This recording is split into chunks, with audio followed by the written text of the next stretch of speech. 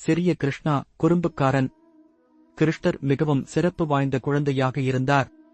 அவர் பிறந்த தருணத்திலிருந்து அவர் மகத்துவத்திற்கு விதிக்கப்பட்டவர் என்பது அனைவருக்கும் தெரியும். அவரது தெய்வீக ஒளி தெளிவாக இருந்தது. மேலும் அவரது இருப்பு அவரைச் சுற்றியுள்ள அனைவருக்கும் அமைதியையும் மகிழ்ச்சியையும் அளித்தது. அவர் பெரிய பிரகாசமான கண்கள் மற்றும் ஒரு அறையை ஒளிரச் செய்யக்கூடிய புன்னகையுடன் இருந்தார். மேலும் அவரது விளையாட்டுத்தனமான இயல்பு அவர் எங்கு சென்றாலும் அவரை கவனத்தின் மையமாக மாற்றியது. விருந்தாவனம் என்ற ஊரில் வசித்து வந்தார். இந்த கிராமம் பசுமையான, வசீகரமான குடிசைகள் மற்றும் மாடுகளின் சத்தம் ஆகியவற்றால் நிறைந்திருந்தது. எல்லோரும் ஒருவரையொருவர் அறிந்த இடமாகவும் சமூக உணர்வு வலுவாகவும் இருந்தது. சேட்டை செய்வது கிருஷ்ணனுக்கு மிகவும் விருப்பமான விஷயமாகும். நண்பர்களின் உடைமைகளை மறைத்து வைப்பது, அவர்களை விளையாட்டுத்தனமாக பயமுறுத்துவதற்காக பதுங்கியிருந்து திடீரென அவர்கள் மீது குதிப்பது என அவர் எப்போதும் ஏதோ ஒன்றில் ஈடுபட்டிருப்பார். அடுத்து என்ன நடக்கும் என்று அவரது நண்பர்களால் யோகிக்க முடியாது. அவர் கொஞ்சம் குறும்புக்காரராகவும் மிகவும் வேடிக்கையாகவும் முற்றிலும் அன்பானவராகவும் இருந்தார். அவரது குறும்புத்தனமான செயல்கள் எப்போதும் நல்ல மனநிலையில் இருந்தன. மேலும் அவை அவரைச் சுற்றியுள்ளவர்களுக்கு முடிவில்லாத சிரிப்பையும் மகிழ்ச்சியையும் அளித்தன. ஒரு நாள் கிருஷ்ணனின் தாய் யசோதா அவனை வெண்ணெய் சாப்பிடுவதை பிடித்தாள். அது அவன் கைக்கு எட்டாமல் போய்விடும் என்று நினைத்து அதை உயரத்தில் மறைத்து வைத்திருந்தாள். ஆனால் கிருஷ்ணர் ஒரு வழியைக் கண்டுபிடித்தார். தனது புத்திசாலித்தனத்தையும் உறுதியையும் பயன்படுத்தி வெண்ணெயை அடைய முடிந்தது. யசோதாவுக்கு ஆச்சரியமாக இருந்தது. ஓ கிருஷ்ணா! அவள் அவனோடு கோபமாக இருப்பது போல் நடித்தாலும் புன்னகையுடன் சொன்னாள். அவனுடைய அப்பாவி ஆனால் குறும்புத்தனமான வழிகளில் அவளால் மயங்காமல் இருக்க முடியவில்லை. கிருஷ்ணன் சிரித்துவிட்டு ஓடினான். அவனுடைய சின்னஞ்சிறு கால்கள் தரையில் படபடத்தன. அவரது சிரிப்பு கிராமம் முழுவதும் எதிரொலித்தது.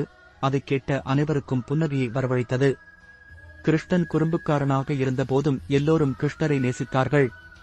அவரது வசீகரமும் விளையாட்டுத்தனமும் தவிர்க்க முடியாதவை. மேலும் அவர் அனைத்து கிராமவாசிகளின் இதயங்களிலும் ஒரு சிறப்பு இடத்தை பிடித்தார். எங்கு சென்றாலும் மகிழ்ச்சியும் சிரிப்பையும் வரவழைத்தார். அவரது இருப்பு ஒரு ஆசீர்வாதமாக இருந்தது. மேலும் அவரது விளையாட்டுத்தனமான செயல்கள் பிருந்தாவனத்தில் உள்ள அனைவருக்கும் முடிவில்லாத பொழுதுபோக்கு மற்றும் மகிழ்ச்சியின் ஆதாரமாக. கோபத்தில் இருந்து கிருஷ்ணர் தனது தெய்வீக சக்திகளால் பிருந்தாவனம் கிராம மக்களை எவ்வாறு பாதுகாத்தார் என்பதுதான் இது. ஒரு நாள் கிராம மக்கள் மழைக்கடவுளான இந்திரனுக்கு ஒரு பெரிய பிரசாதம் தயாரித்துக் கொண்டிருந்தனர். இந்திரனை மகிழ்விப்பதன் மூலம் தங்களின் பயிர்கள் மற்றும் நல்வாழ்வுக்கு நல்ல மழை கிடைக்கும் என்று அவர்கள் நம்பினர். எப்பொழுதும் ஞானமும் சிந்தனையும் கொண்ட கிருஷ்ணர், நாம் ஏன் இந்திரனை வணங்க வேண்டும்? நமக்கு தேவையான அனைத்தையும் தருவது கோவர்தன் மலை அல்லவா என்று கிராம மக்களிடம் கேட்டார். அவர் சுட்டிக்காட்டினார், கோவர்தன் மலை எங்கள் பசுக்களுக்கு புல், நன்னீர் மற்றும் தங்குமிடம் ஆகியவற்றை வழங்குகிறது. இது உண்மையிலேயே நம்மை ஆதரிக்கிறது மற்றும் எங்கள் நன்றிக்கு தகுதியானதுடோ. கிருஷ்ணரின் ஞானத்தால் நம்பப்பட்ட கிராம மக்கள் இந்திரனுக்கு பதிலாக கோவர்தன் மலைக்கு நன்றி செலுத்த முடிவு செய்தனர். அவர்கள் மலையைச் சுற்றி கூடி பக்தியுடனும் பயபக்தியுடனும் தங்கள் காணிக்கைகளை வழங்கினர். அவர்களின் பக்தியில் ஏற்பட்ட இந்த மாற்றம் இந்திரனை மிகவும் கோபப்படுத்தியது.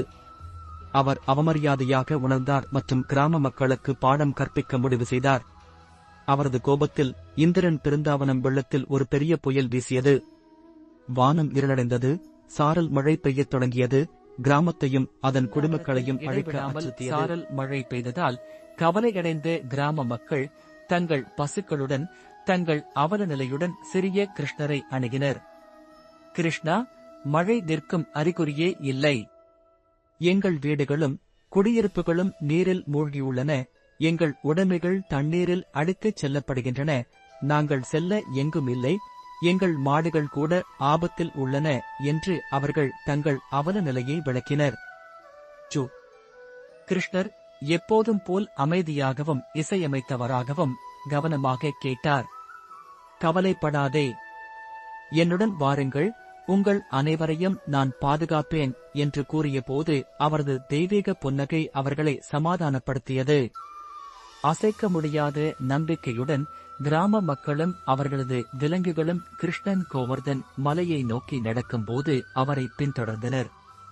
வழியில் கிருஷ்ணா அவர்களுக்கு நினைவூட்டினார், கோவர்தன் மலை எப்போதும் அதன் புல், நன்னீர் மற்றும் தங்குமிடம் மூலம் நம்மை தாங்கி வருகிறது. அதன் பாதுகாப்பை நாம் தேடும் நேரம் இது. அவர்கள் மலையை அடைந்ததும் கிருஷ்ணர் நிறுத்தி அதைச் சுற்றி ஒரு தெய்வீக எல்லையை வரைந்தார்.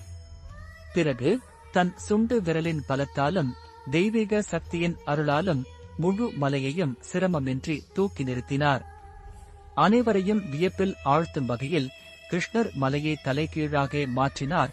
அதனால் அதன் மேற்பரப்பில் உள்ள பசுமையான புல் கீழ்நோக்கி பார்த்தது.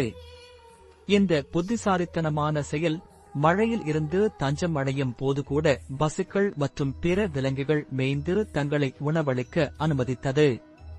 தலைகீழாக மாறிய மலை ஒரு பெரிய கொடையாக செயல்பட்டது. அனைத்து கிராம மக்களையும் அவர்களின் விலங்குகளையும் அடைமழையில் இருந்து பாதுகாக்கிறது.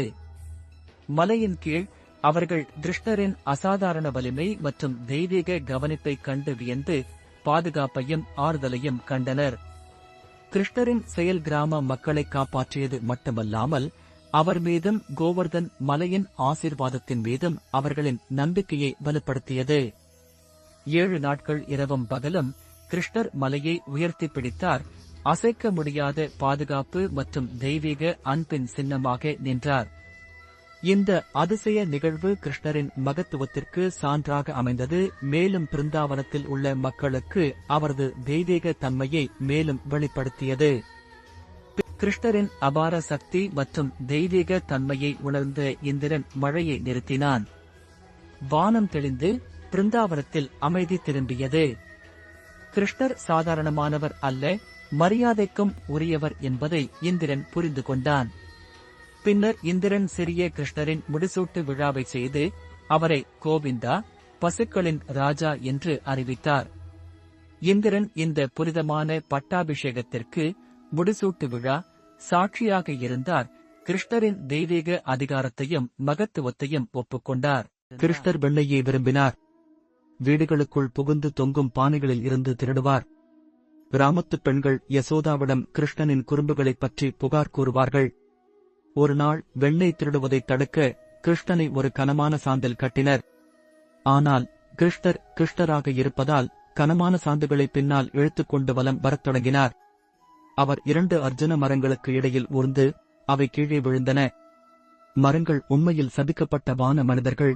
கிருஷ்ணர் அவர்களை விடுவித்தார். அவன் குறும்புக்காரனாக இருந்தபோதும் கிருஷ்ணன் நல்ல செயல்களைச் செய்தான். பாம்பும் இரட்சகரும். பழங்கால நகரமான விருந்தாவனத்திற்கு அருகில் காளியா என்ற பெயருடைய ஒரு பெரிய அச்சுறுத்தும் பாம்பு வாழ்ந்து வந்தது. இந்த பாம்பு சாதாரண உயிரினம் அல்ல. அவர் தனது கொடிய விஷம் மற்றும் கிராமவாசிகளின் இதயங்களில் பயத்தை ஏற்படுத்திய பல ஹோட்களுக்காக அறியப்பட்டார். கலியாவின் விஷம் ஆற்றலை விஷமாக்கியது. அதன் நீரை கருமையாகவும் நச்சுத்தன்மையுடனும் மாற்றியது. ஒரு காலத்தில் துடிப்பான நதி உயிர்களால் நிரம்பி வழிந்தது. இறந்த மீன்கள் மற்றும் நச்சுப் புகைகள் நிறைந்த ஆபத்தான இடமாக மாறியது. கிராம மக்கள் பீதியடைந்து ஆற்றை எந்த விலையிலும் தவிர்த்துவிட்டனர். ஒரு நாள் இளம் மற்றும் தைரியமான கிருஷ்ணர் போதும் என்று முடிவு செய்தார். தனக்குப் பிரியமான நதியும் கிராமமும் துன்பப்படுவதை அவனால் பார்த்துக் கொண்டு இருக்க முடியவில்லை.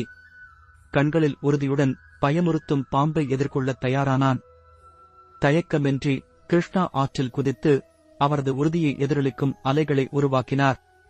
இந்த போர் தனது மக்களின் பாதுகாப்பிற்கு முக்கியமானது என்பதை அறிந்த அவர் காளியாவை அழைத்தார். பாம்பை சண்டையிட அழைத்தார். ஆத்திரமடைந்த பாம்பு ஆழத்திலிருந்து வெளிப்பட்டு கிருஷ்ணனைச் சுற்றி தனது பாரிய சுருளைச் சுற்றி தனது முழு பலத்தையும் கொண்டு அவரை நசுக்க முயன்றது. கிருஷ்ணனின் உயிருக்கு பயந்து கிராம மக்கள் திகிலுடன் பார்த்தனர். ஆனால் கிருஷ்ணர் தனது தெய்வீக வலிமையுடனும் அசைக்க முடியாத ஆவியுடனும் கலியருக்கு மிகவும் சக்தி வாய்ந்தவராக இருந்தார். அவர் பாம்பின் பிடியில் இருந்து விடுபட்டார். தெய்வீக சக்தியுடன் அவரது ஒளி வீசுகிறது. கிருஷ்ணர் தனது அதீத சக்தியை வெளிப்படுத்தும் வகையில் கலியரின் பல தலைகளில் நடனமாடத் தொடங்கினார். அவர் எடுத்து வைக்கும் ஒவ்வொரு அடியும் பாம்பின் பெருமை மற்றும் வலிமைக்கு அடியாக இருந்தது. காளியாவை கருணைக்காக கெஞ்ச வேண்டிய கட்டாயம் ஏற்பட்டது. கிருஷ்ணர் இரக்கமும் உறுதியும் கொண்டவர். ஒரு நிபந்தனையின் பேரில் காளியாவின் உயிரை காப்பாற்ற ஒப்புக்கொண்டார். பாம்பு உடனடியாக நதியை விட்டு வெளியேற வேண்டும், மேலும் அதற்கு ஒருபோதும் விஷம் கொடுக்க மாட்டேன் என்று உறுதியளித்தார். தாழ்மையுடன் தோற்கடிக்கப்பட்ட கலியா ஒப்புக்கொள்வதைத் தவிர வேறு வழியில்லை. அவர் ஒருமுறை ஆதிக்கம் செலுத்திய நதியின் மீது இறுதியான துக்கமான பார்வையுடன் கலியா திரும்பி வரவே இல்லை. நதி குணமடையத் தொடங்கியது. வாழ்க்கை மெதுவாக அதன் தண்ணீருக்கு திரும்பியது. கிருஷ்ணனின் வீரச் செயலை கிராம மக்கள் கொண்டாடி மகிழ்ந்தனர். மீண்டும் கிருஷ்ணர் பிருந்தாவனத்தில் அமைதியையும் நல்லிணக்கத்தையும் மீட்டெடுத்து நாளை காப்பாற்றினார். அவரது நண்பர்கள் ஆரவாரம் செய்தனர். கிராமம் மகிழ்ச்சியினாலும் நன்றியினாலும் நிரம்பியது. சிறிய கிருஷ்ணா, பெரிய பாடங்கள். கிருஷ்ணரின் குழந்தை பருவம் வேடிக்கை, குறும்புகள் மற்றும் நம்ப முடியாத அற்புதங்கள் நிறைந்தது. எவராலும் சிறியவர்களாக இருந்தாலும் பெரிய காரியங்களைச் செய்ய முடியும் என்பதை அவர் நமக்கு காட்டினார். தைரியம், இரக்கம் மற்றும் சரியானவற்றிற்காக நிற்பதன் முக்கியத்துவத்தை அவர் எங்களுக்கு கற்றுக் கொடுத்தார். கிருஷ்ணரின் சாகசங்களைப் பற்றி மேலும் அறிய வேண்டுமா? அவரது வாழ்க்கையைப் பற்றி இன்னும் பல சுவாரஸ்யமான கதைகள் உள்ளன.